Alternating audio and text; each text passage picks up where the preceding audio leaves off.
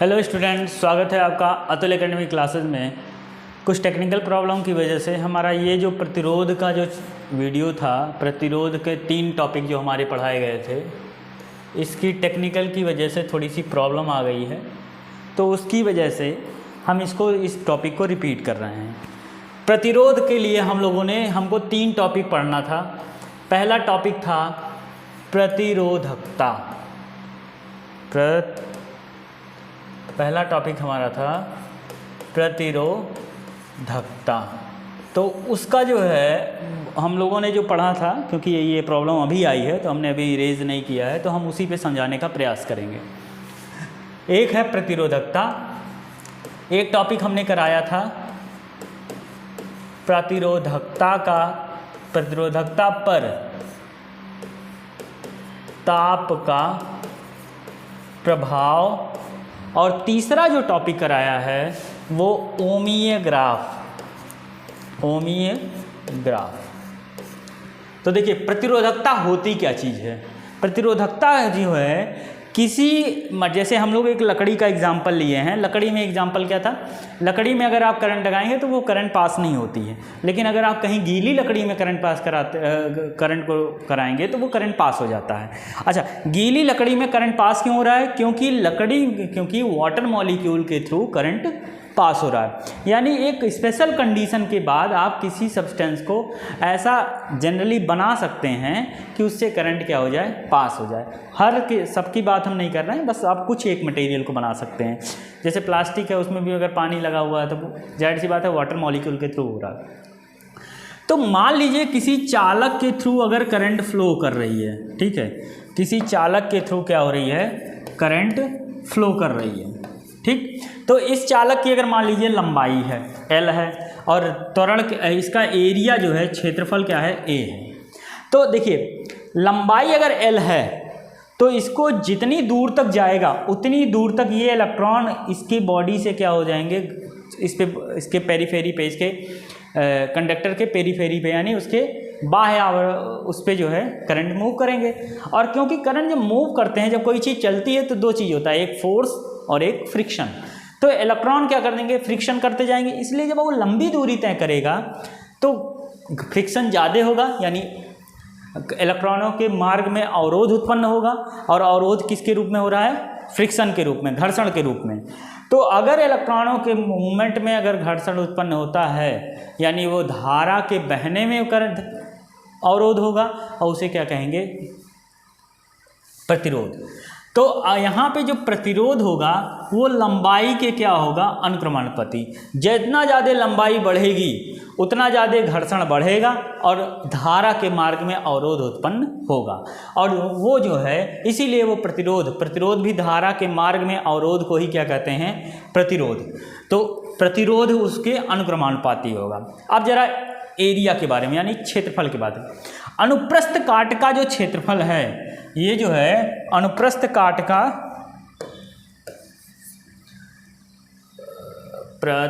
परिरोध नहीं है, प्रतिरोध है भैया, इसको देख लीजिएगा, प्रतिरोध है, ठीक है, प्रतिरोध, ठीक है। इसके मार्ग में जो आपके जो है एरिया है, एरिया मतलब जैसे अगर आप इसको बढ़ाएंगे, इसकी एरिया को क्या करेंगे, बढ़ाएंगे, तो इन दोनों इलेक्ट्रॉनों के बीच की स्पेस क्या हो गई, बढ़ गई। अब इलेक्ट्रॉन दूर दूर हैं और आसानी से क्या कर सकते हैं, गति कर सकते हैं। तो अगर इनको पास ले जाए, एरिया अगर कम किया जाए तो ये पास आ जाएंगे, ठीक। अगर पास आ जाएंगे तो पास आने के कारण इनमें प्रतिरोध क्या हो जाएगा, बढ़ जाएगा। क्यों? क्योंकि ये एक दूसरे पर क्या करेंगे, बल लगाना शुरू कर देंगे।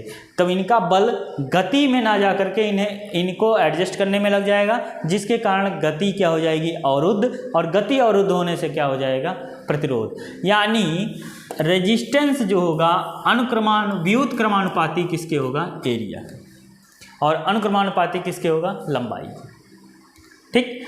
अब अगर आप इन्हीं दोनों को एक उसमें कर लेते हैं तो R अनुक्रमानुपाती हो जाएगा L/A के, ठीक। और यहाँ से R को हटाने के लिए, अनुक्रमानुपाती हटाने के लिए L/A लेते हैं। इसी रो को हम लोग क्या कहते हैं, प्रतिरोधकता। इसी चीज़ को यहाँ पे आपको समझाया गया है, ठीक है। प्रतिरोधकता लंबाई के क्या है, अनुक्रमानुपाती है, तथा प्रतिरोधकता अनुप्रस्थ काट के क्षेत्रफल के क्या होती है, व्युत्क्रमानुपाती। क्योंकि ये व्युत्क्रमानुपाती है तो इन दोनों समीकरण 1 और 2 को हम लोग क्या करेंगे, समीकरण 1 और 2 को, समीकरण 1 तथा 2 को हमने कर लिया तो R बराबर ही आया। अब R रो L/A, यानी रो क्या है, प्रतिरोधकता। अब इसका मात्रक क्या होता है, देखिए रो मतलब होता है प्रतिरोधकता, और रो का मात्रक अगर R को इधर ले आएंगे तो RAL, यानी R को हम लोग लिखते हैं ओम से, और एरिया मतलब क्षेत्रफल, यानी ये हो जाएगा प्रतिरोध का हो जाएगा प्रतिरोधकता, और ये हो जाएगा लंबाई बटे क्षेत्रफल। ठीक, अब यहाँ जरा समझिएगा, अगर आप रो निकालना चाहते हैं तो R का यानी प्रतिरोध होगा, R यानी रो, एरिया A है, एरिया को क्या लिखते हैं, मीटर स्क्वायर, और यहाँ पे लंबाई है तो मीटर से मीटर कट गया, ये बचा रो M, ये इसका क्या हो गया, मात्रक। और अगर एक नया मात्रक आप निकालते हैं तो R को हम लोग लिखते हैं V/I, इसको लिख देते हैं वोल्ट पर एम्पियर, वोल्ट पर एम्पियर, और वोल्ट पर एम्पियर हो गया, ये मीटर स्क्वायर अपॉन मीटर हो गया, वोल्ट मीटर एम्पियर हो जाएगा। तो ये था आपका क्या, प्रतिरोधकता। अब आप समझिएगा प्रतिरोधकता पे ताप का प्रभाव क्या होगा, प्रतिरोधकता पर ताप का प्रभाव। तो जरा यहाँ देखिए, प्रतिरोधकता अगर मान लेते हैं प्रारंभ में, मान लेते हैं कोई वस्तु है, उसको अभी करंट ताप नहीं दिया गया है, तो उसकी प्रतिरोधकता क्या है, ρ0 है। ठीक, यानी नॉट क्या दिखा रहा है, प्रारंभ स्थिति, और उस समय जो टेम्परेचर है वो नॉर्मल टेम्परेचर है। ठीक है, या फिर टेम्परेचर को हम लोग T0 लिख रहे हैं। ठीक, रो के कुछ समय पश्चात जब इसको क्या दिया जाएगा, ताप दिया जाता है। ठीक है, कुछ समय पश्चात जब इसको क्या दिया जाता है, ताप दिया जाता है, तो ये हो जाता है रोटी, रोटी नहीं हो जाता है, ये रो है, यानी रो और टी। ठीक, तो ये इसका अंतिम है, अंतिम मतलब टी समय के पश्चात का प्रतिरोधकता, और ये है प्रारंभिक प्रतिरोधकता। तो अगर इसके प्रतिरोधकता में अंतर निकालें तो हम अंतिम माइनस प्रारंभिक कर देते हैं, अंतिम माइनस प्रारंभिक, और अंतिम में टेम्परेचर कितना था, T था, और जब T समय पश्चात देखा गया तो T टेम्परेचर क्या हो गया, T हो गया। ठीक है, तो अगर हम इसको कहें तो प्रतिरोधकता में जो समय के अनुसार अंतर है, यानी टाइम, इसके T मतलब ताप है, T समय नहीं है भैया, T क्या है, ताप है। अगर इसको T ताप दिया गया तो ये हो गया PT। अब यहाँ से देखिएगा, जो ताप देने के पश्चात जो प्रतिरोधकता आई है और प्रारंभिक प्रतिरोधकता में जो अंतर है वो अनुक्रमानुपाती होगा। ये कितना परिवर्तन आया है, जब आपका तापमान T0 से क्या हो गया है, T, जब T0 से आपका तापमान T हो गया है तो आपकी प्रतिरोधकता P0 से क्या हो गई है, रोटी, यानी ρ0 से ले गई है रोटी। अब इनके बीच का अंतर इसके तापमान के क्या होगा, अनुक्रमानुपाती, इसके तापमान का क्या है, अनुक्रमानुपाती। और जब आप ये अनुक्रमानुपाती हटाते हैं तो यानी इसका फाइनल माइनस इसका इनिशियल, यानी फाइनल अंतिम माइनस प्रारंभिक, तो अनुक्रमानुपाती हटाने के लिए यहाँ एक कांस्टेंट यूज होता है जो प्रतिरोधकता, जो क्या है, इसको लिखते हैं प्रतिरोधकता तापीय गुणांक। ये क्या हो जाएगा, प्रतिरोधकता तापीय गुणांक। जब आप यहाँ से अल्फा है, अब यहाँ पे देखिए इसको हम अंतिम, अगर हम इसको अंतिम जो है वो निकालें, अंतिम प्रतिरोधकता निकालें, ठीक है, अंतिम प्रतिरोधकता जो T समय T ताप के बाद मिली है तो PT, यहाँ पे देखिए माइनस है, इधर गया तो ये हो जाएगा plus alpha T final minus T initial, ये हो गया। तो यहाँ से जो अंतिम तापीय प्रभाव आया है वो क्या निकल के आया है, यानी अंतिम प्रतिरोधकता T टेम्परेचर के पश्चात ρT बराबर रो प्रारंभिक plus alpha T final minus T initial, T final minus T initial. ये जो आपकी कंडीशन आई है, यही कंडीशन को हम लोग क्या कर रहे हैं, इसी कंडीशन को हम लोग कह रहे हैं प्रतिरोधकता का तापीय प्रभाव। तो यहाँ से जो आया है वो आया है रो टी अपॉन रो प्रारंभिक या not plus alpha T minus T not. ये जो आया है यही क्या है, तापीय प्रभाव है। अच्छा, हम लोग यहाँ से एक चीज़ और देखें, यहाँ पे आपको एक्सप्लेन नहीं किया गया है,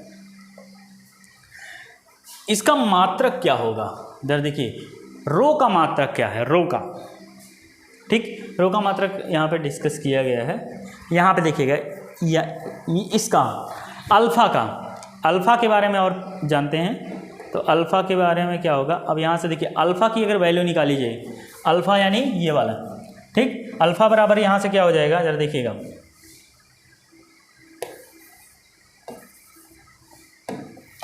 अल्फ़ा बराबर क्या हो जाएगा, देखिए अल्फ़ा बराबर यहाँ से अगर निकालना चाहें हम,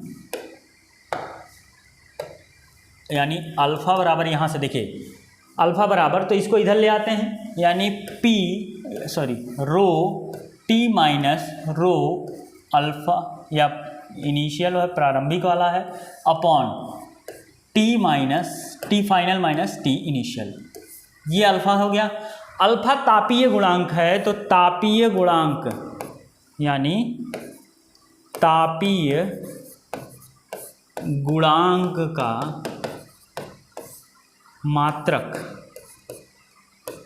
तापीय गुणांक का मात्रक क्या हो जाएगा, रो प्रतिरोधकता है, ठीक है, जिसको लिखते हैं ओम मीटर, यहाँ क्या हो जाएगा, ओम मीटर।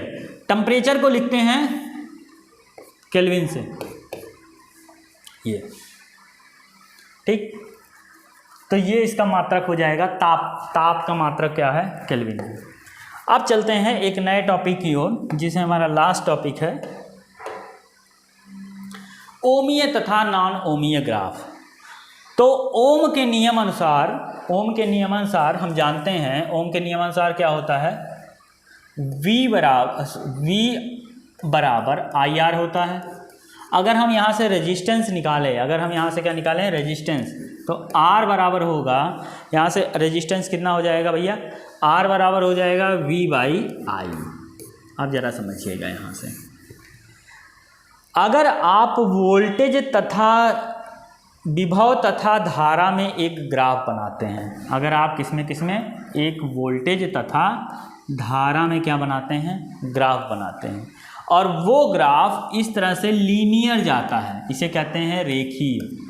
कैसा जा रहा हो, रेखीय, ठीक, अगर वो ग्राफ कैसा जा रहा हो, सीधा रेखीय जा रहा हो, मतलब जितना वोल्टेज में अंतर उतना धारा में अंतर, ठीक। तो इस तरह के ग्राफ को हम लोग कहते हैं, इस तरह के ग्राफ को हम लोग क्या कहते हैं, ओमीय ग्राफ। इसे क्या कहते हैं, ओमीय ग्राफ, ओमीय ग्राफ, ठीक।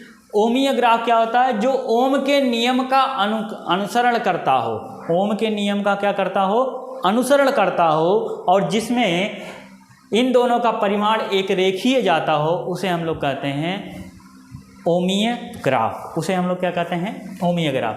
परंतु यदि कोई ग्राफ इस तरीके से बन जाए, किस तरीके से, वो V/I में तो बने, परंतु उसका ग्राफ कुछ इस तरीके से जाए, या फिर उसका ग्राफ कुछ इस तरीके से जाए, V/I का ही बने, लेकिन कुछ ग्राफ इस तरीके से या इस तरीके से जाए, तो इस तरह के ग्राफ को हम लोग कहते हैं अनओमीय, ठीक, इसे कहते हैं अनओमीय ग्राफ, इसे क्या कहते हैं, अनओमीय ग्राफ। ये ओम के नियम का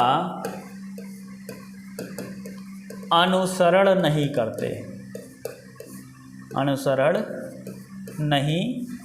करते, यानी इनमें जो है ये रेखीय ना जा करके वक्रीय जा रहा है, वक्रीय यानी कर्व से बना रहा है, ठीक। तो ऐसे तो जो ओम के नियम का अनुसरण ना करे, यानी V R बराबर V/I की वैल्यू ना जाती हो, ऐसे ग्राफ को हम लोग नॉन ओमिक या अनओमीय कहते हैं। जबकि ओमीय ग्राफ वो होते हैं जो ओम्स के नियम का अनुसरण करते हों तथा V और I के बीच का जो इनका ग्राफ हो वो कैसा हो, रेखीय बनता हो। ऐसे ग्राफ को हम लोग क्या कहते हैं, ओमीय ग्राफ। ये जो आपके 3 टॉपिक थे जो किसी टेक्निकल इशू की वजह से बोर्ड तो रह गया था, लेकिन जो है आपका ये उसमें ब्लर आ रहा था, जैसे क्लियरिटी नहीं आ रही थी, तो इसकी वजह से हमने बोर्ड को फिर से इस वीडियो को फिर से बनाया। तो ये जो आपका है आज का जो टॉपिक था वो 3 टॉपिक आपके कराए गए। प्रतिरोधकता क्या होती है, ठीक, प्रतिरोधकता क्या होती है, प्रतिरोधकता पर ताप का प्रभाव क्या होता है, और ओमीय ग्राफ क्या होते हैं, उनके बारे में चर्चा की गई है। इस ग्राफ को आराम से बढ़िया से तैयार कर लीजिए, क्योंकि सबसे ज़्यादा पूछा जाने वाला था। एक चीज़ और इसमें और हम बता दें, प्रतिरोधकता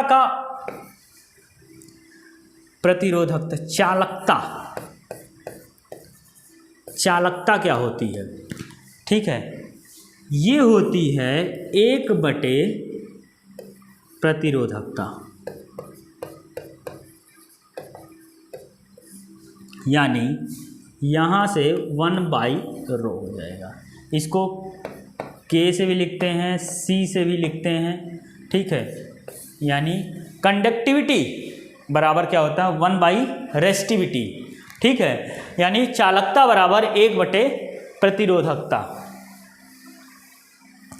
ठीक, कितना किसकी पावर है, किसकी कितनी क्षमता है कि उसके प्रतिरोध को बढ़ाया या घटाया जा सके, ठीक।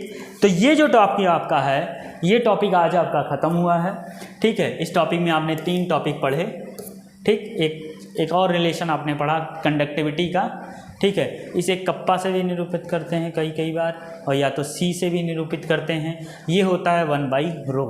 अगर 1/ρ है यानी इसका जो है रेजिस्टेंस के फेज़ में कैसा प्रभाव होगा, यानी रेजिस्टेंस से इसका क्या रिलेशन है, प्रतिरोधकता का, यानी चालकता बराबर हो जाएगा यहाँ से, चालकता बराबर, देखिए प्रतिरोधकता का जो आया था वो ρ बराबर था RA/L, तो ये चीज़ उलट जाएगी, ये हो जाएगी L/RA, ये हो जाएगा। ये संबंध निकल आया है चालकता और, ये चालकता तथा इसमें किसमें, प्रतिरोध में, चालकता क्या हो गया,